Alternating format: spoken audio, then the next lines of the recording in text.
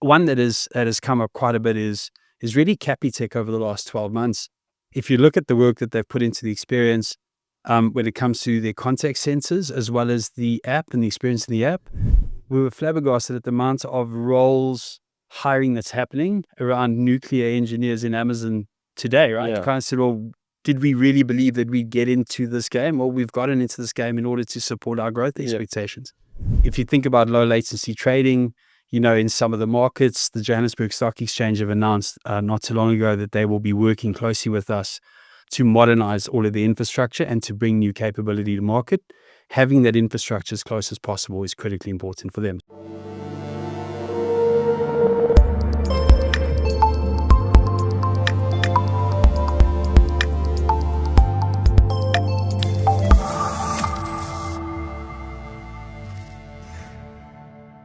Good morning and welcome to ITWeb TV. My name is Matthew Burbidge and I am joined today by Chris Erasmus, the AWS country manager. Welcome, Chris. Okay, thanks, Matthew. Happy to be here.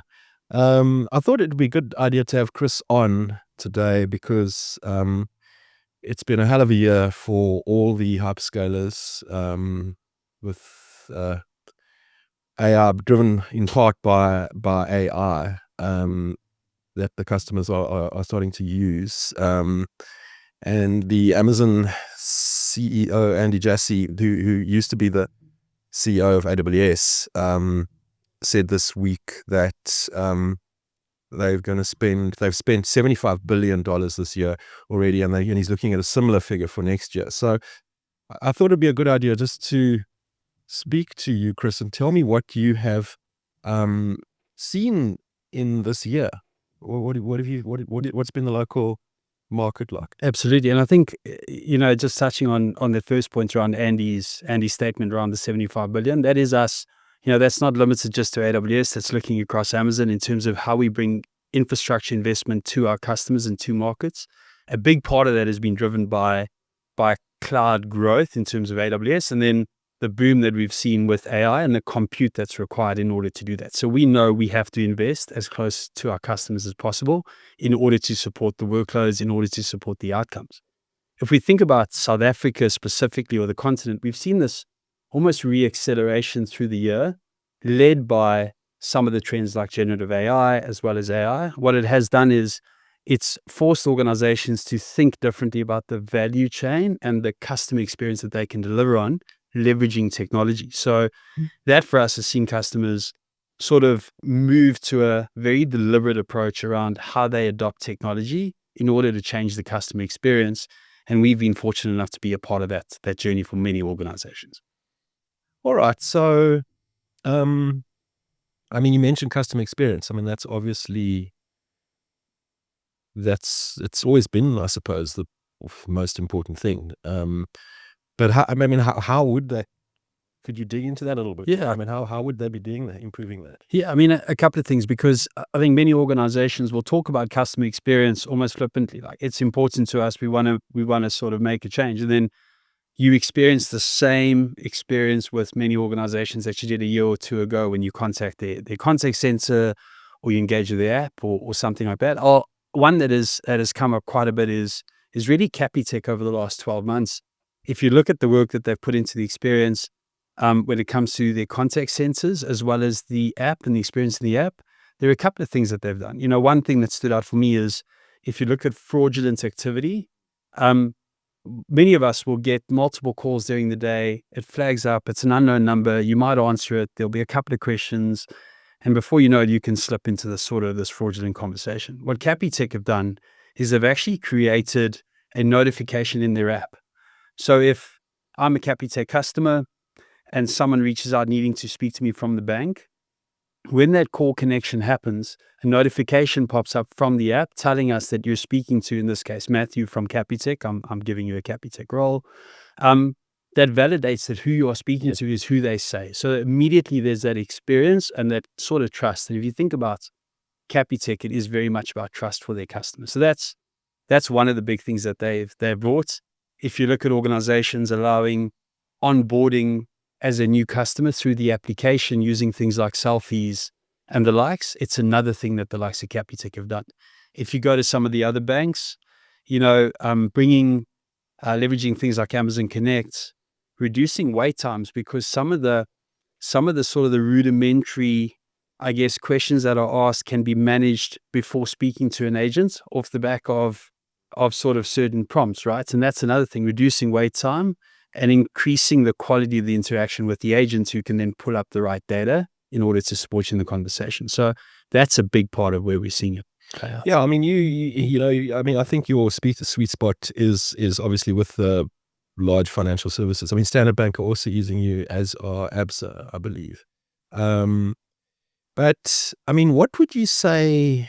What would you say is behind all this growth from in local in people adopting AWS locally? I think there are a couple of things. If we look at, I spoke about some of the customer experience thing, but what that then drives is, if you look at this generative AI boom that we've seen on the I guess it being on the tip of everyone's sort of tongue, that has driven a lot of interest in leveraging technology slightly differently, getting organizations to ask really hard questions of themselves in terms of technology investments, right? So if I think about a boom, what that has done for many organizations is they look at how they can leverage this cutting edge technology, but then very quickly realize they don't have the fundamentals in place. So the boom actually comes from customers saying, I need to get my data strategy in place. I need to make sure that I can engage securely with my data. I then understand that if I need to scale, I have everything put in place in the right way. So in some cases, you see customers simplifying the controls by leveraging highly automated infrastructure in order to then make it easier for their own internal teams to adopt. Because sometimes we've seen organizations that overthink the way to provision in the cloud, and ultimately they slow themselves down. So a lot of what we've done with customers this year is help them to increase automation, simplify the way that they deploy it. That way, their own internal customers can leverage the technology. And then the other piece is where there are very specific value drivers with the customer. In some cases, it can be aging infrastructure that they need to rethink. Yeah. And again, at that point in time, there's a compelling event to look at something that is more sort of scalable, on demand, as opposed to going and making these big infrastructure investments as well. The other bit, I think, is that the market is maturing in the way that organizations think about adopting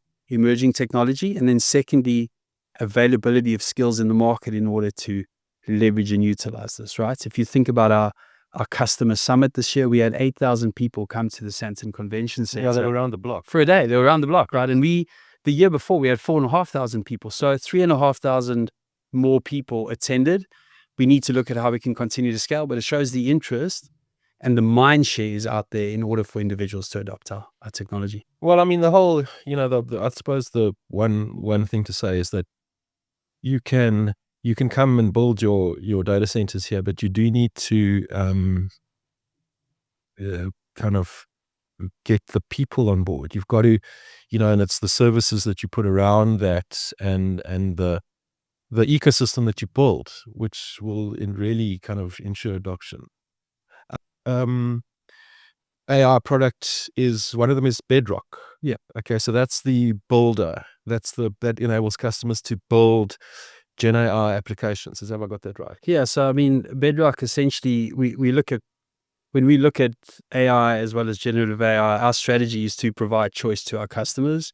And we think about three distinct layers. The one layer is where we provide the compute infrastructure for these large language model providers to build on top of us. So if you think about the partnership with the likes of Anthropic, they ultimately then build on our infrastructure in order to provide to the market.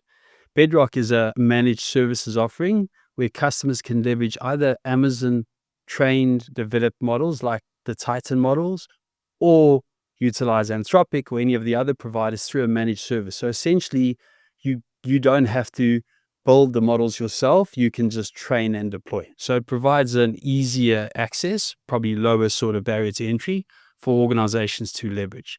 The third layer for us is where we provided essentially through an API with things like Amazon Q Developer, where organizations can essentially plug in through the API.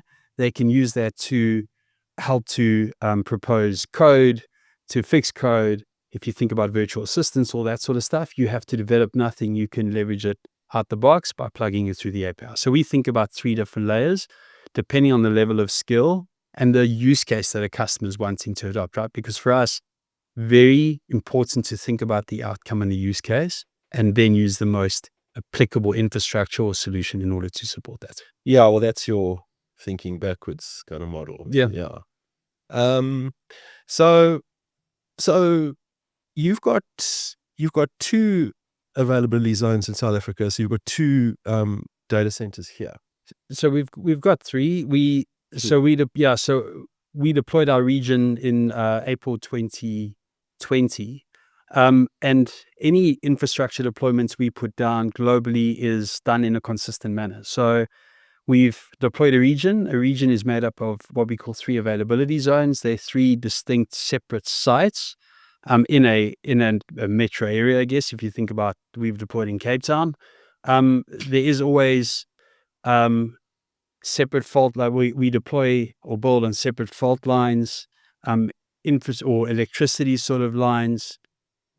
And in those availability zones, we will deploy a minimum of 1 data center per availability zone. So if you think about it from that perspective, as we grow to meet customer demand, we will build a 2nd, a 3rd, a 4th, a 5th data center in an availability zone. So at a minimum, 1 data center per availability zone. We deploy a minimum of 3 availability zones to start, because that allows our customers to get optimum resiliency in the country, not needing to think about sort of cross-border.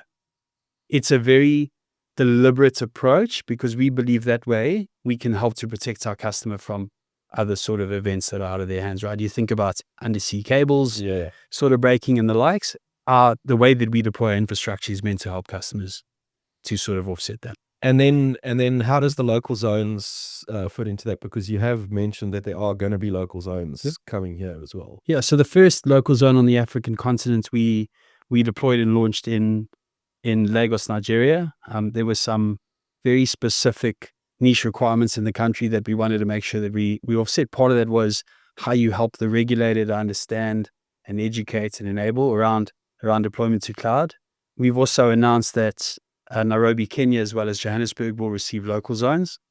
Very much, that is a single deployment with a subset of services meant for low latency workloads or use cases. So if you think about gaming as an example, for the gamers out there, the latency is incredibly important. So bringing infrastructure as close to the user as possible is an advantage. If you think about low latency trading, in some of the markets, the Johannesburg Stock Exchange have announced not too long ago that they will be working closely with us to modernize all of the infrastructure and to bring new capability to market. Having that infrastructure as close as possible is critically important for them. So it brings a subset of services that the customer can leverage as close as possible to themselves.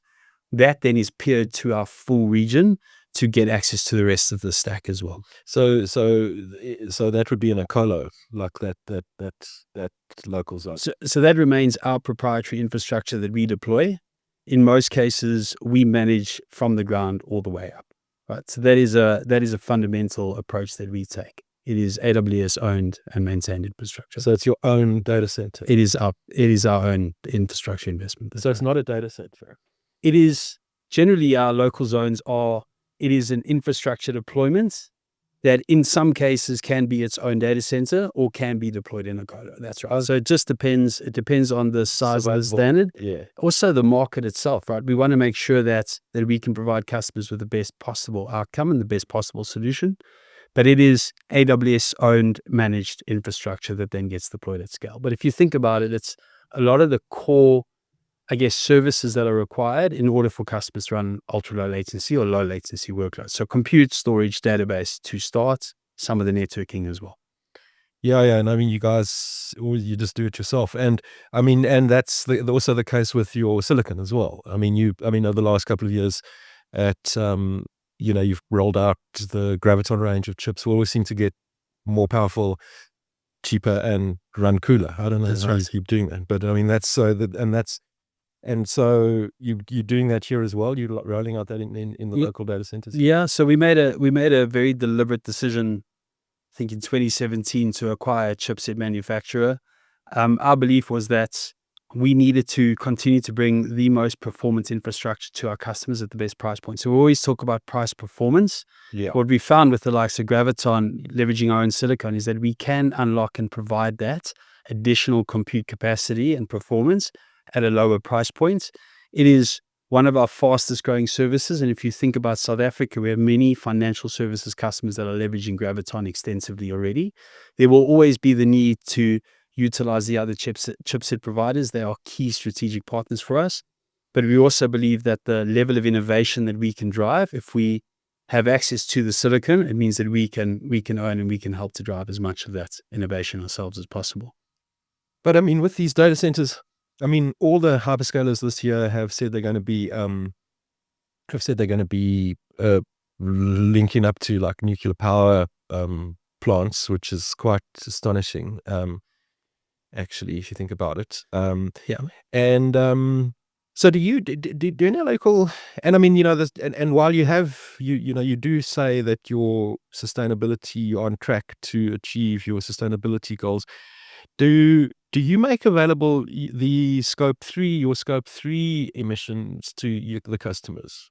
That's the difficult one to measure, which is the big supply chain. Yeah, spot on. So I mean, I think there are a couple of things to sort of touch on. You touched on the nuclear power piece, and I was chatting to a colleague earlier this week, and we were flabbergasted at the amount of roles hiring that's happening around nuclear engineers in Amazon today, right? Yeah. You kind of said, well, did we really believe that we'd get into this game? Well, we've gotten into this game in order to support our growth expectations.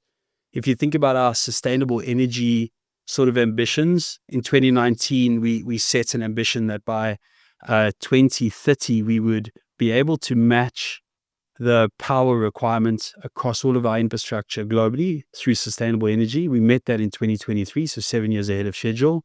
With that, we also believe that we should be water neutral, so return as much water back as we do consume. At the moment? We're around 41% of the way there, so we are tracking really well. And then if you think about the reporting that we provide for our customers, it is all available through our console. We have a carbon emissions report. We have a number of others that our customers can look at their exact usage and then map it back to their own reporting. Now, if you look at some of it like scope 3 or 3.5, it's incredibly difficult to get to the level of granularity. We continue to sort of evolve that, right? And a big part of that is off the back of customer feedback, as well as if you think about the market just giving us a view of what is most important for us to be able to report on, because we want customers to have that level of visibility and the comfort that as they work with us, they are actually meeting their goals. Truly, it's not just reporting for the sake of reporting. Yeah. Thank you for that. So, maybe just one or two last questions. With all this growth, and you do hear that every now and again, or I hear that people that organizations or enterprises think that it's not quite, they didn't quite, their cloud journey didn't quite go as planned, and so they went all in perhaps, and then they were cloud first, and then they start pulling things back. Are you seeing any of that locally? So, I mean, my view on that is, if you look at the growth figures out in the market, you can see there's an acceleration of adoption of hyperscale cloud, right? AWS grew at 19% year on year. Our last quarter takes us to about a $27.5 billion quarterly business, translated into $110 billion, up from about $100 billion a year ago. That shows the level of growth. If we think about customer adoption, it's an interesting topic that bubbles up every now and then. I would challenge you to speak to the customer base and understand exactly where that's happening, if it is.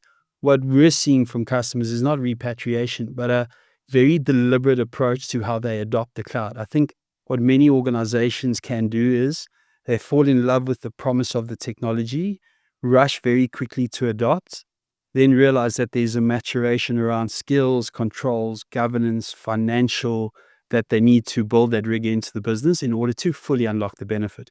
What we've seen a lot of customers do over the last sort of 12, 18 months, which is why I go back to that re-acceleration, is have a look at how the tools and the capability has evolved over the last 7 years to enable them to do that. So automation of controls, increased visibility around financial sort of FinOps, thinking about the capability they need to build in-house and the rigor they need to build in-house in order to fully unlock the value. We've seen customers pause, get that house in order, and then allow them to re-accelerate, right? So I've seen more of that than anything else. Okay. And it's important, we want customers to adopt the cloud responsibly and drive the right business outcome and value, as opposed to just adopt because it's really robust tech that everyone feels is a good idea. Well, I mean, I suppose cloud is one of the, and I suppose the IT industry globally is like a huge driver of revenue and productivity, and it also provides a whole lot of jobs for people. And so you have trained a number of 100,000 since you got into the country, but more specifically, just 23,000 at your skills center in Cape Town, which opened last year, I think. Opened August 2023, so just over a year in. Okay. Yeah. And I mean, I was just thinking that, you often see that figure, but then do you have any visibility into where those youngsters end up? Yeah, it's a great question, and it's always an incredibly difficult one for us to answer because, so there are a few things. I think one, as you rightly said, we've trained over 300,000 people in sub-Saharan Africa since 2017. Over 100,000 of those have come out of South Africa. If we look at the skills center, it's the first international skills center that we've launched. We have 2 others based in the US. The reason for us launching in South Africa was to remove some of the barriers to entry when it comes to skills development. So they're walk-in centers. Anyone can come in, sign up for a basic introductory course all the way through to getting certified. And then in many cases, we're working either with the private sector, the public sector, or a combination in order to bring individuals through, to train them, to certify them, and then offer them opportunity to get into the market. The challenge comes in the fact that we rely on individuals to come back and to opt in to give us the data that says, off the back of certifying and coming through the skills center, I am now working at organization X or Y or Z. So we're busy working through how we can get more granular data around the end result rather than trained individuals, certified individuals. Part of that is working with our partners who then provide the employment opportunity as well. So I can't give the exact numbers. That's something that we're working on at the moment. Thank you. And just my final question, as always, are you listening to any podcasts that you'd like to tell us about, or are you reading any books that you'd like to, or a book that you'd like to mention? I mean, I'm probably not going to give you the answer that you're expecting. I'm going through a bit of a phase where I'm reading a lot of fiction, actually, just to sort of switch off. And when it comes to podcasts, I've listened to less of the tech podcast and more actually in the sporting dimension. So this past week, I've been listening to a few of the Formula One podcasts rather than some of the technology-led ones. At some cases, I look at Diary of a CEO just to sort of pull some nuggets there. But I jump around more than anything. I am an avid reader, but at the moment it's fiction rather than non-fiction. Give us the title. So at the moment I'm reading a Karen Slaughter book called Girl Forgotten. Okay. I also enjoy Harlan Coben, who you would see on Netflix. They've turned a number of these books into Netflix series as well. So not the answer you expected at all, but it's my way of switching off and just enjoying a bit of downtime. Chris Erasmus, thank you very much. Great. Thanks for having me. Thank you.